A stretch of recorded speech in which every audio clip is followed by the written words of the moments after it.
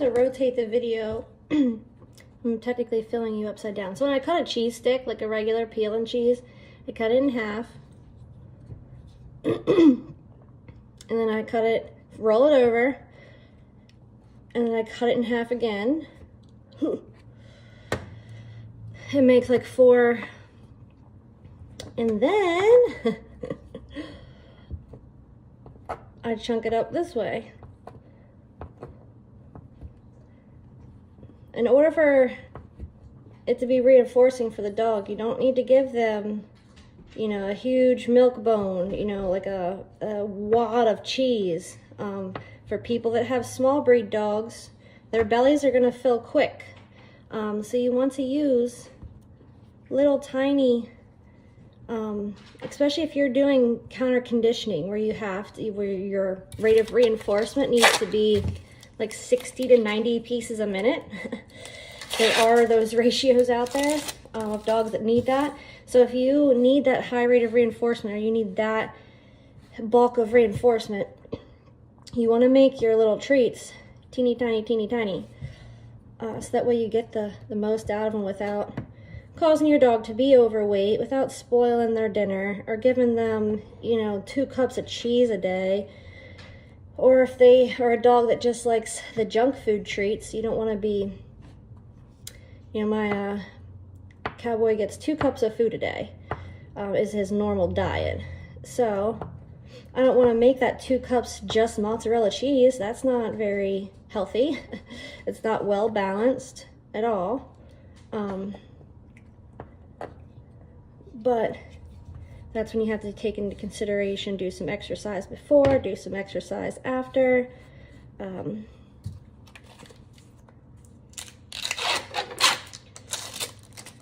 Now he had 3/4 of a cup of food this morning. I will take a little bit of freezer dried treats with me as well, along with these 3 cheese sticks. Depending on how many people we see out, we might go through it all. Some people ask too, well, what happens when I'm out of treats? You leave. If that's your training session and you think your dog's going to react and you've got nothing to redirect them, you don't have a toy to like start playing a game, or treats to capture their attention, if you're in those early stages of training, then when your treat bag's empty, you go home. Short, sweet, and happy. That's what we're looking for all the time when it comes to training. It's fun, it's game-like. They're learning something, you're challenging their brain some. It's making them want to do more. That's where you want to keep it. You don't want to keep it like it's that miserable job you have to go to every day. You don't want it to be that. Calby really likes cheese. That's another thing too. You want to use something that is the dog's high value, or that is high value to the dog.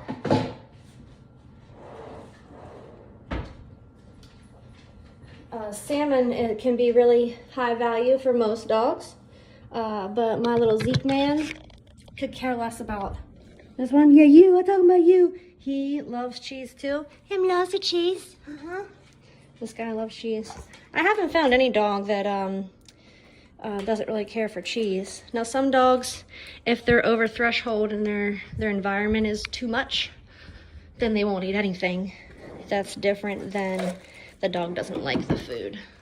But I've only had 1 or 2 in classes and such that didn't like the cheese, where they would sometimes take it, or they'd take it and chew it and spit it right back out. Like, that's not what I thought that was.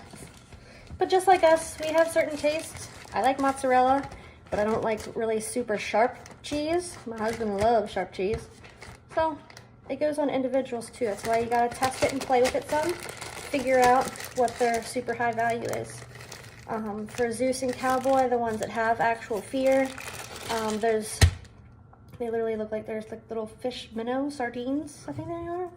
But they look like little fish. Well, they don't look like little fish, they are little fish.